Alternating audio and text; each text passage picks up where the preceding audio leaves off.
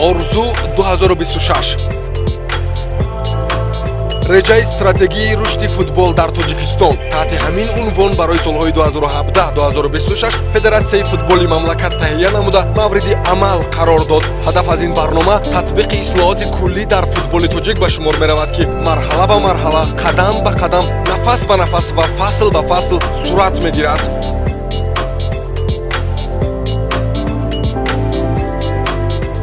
бидуни фаъолияти муназзаму мураттаби созмонҳои маҳаллии футбол хислати оммавӣ касб намудани ин ришта саропо дар ҷомеаи тоҷикистон аз имкон берун аст.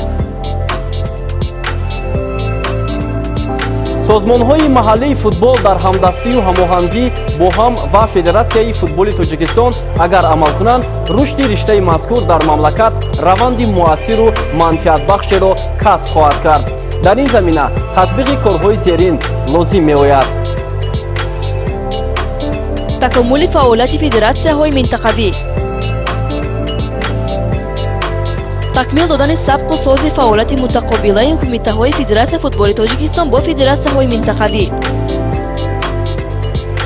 таъсиси марказҳои техникӣ дар минтақаҳо, дастгирии муътадили молиявии федератсияҳои минтақавӣ,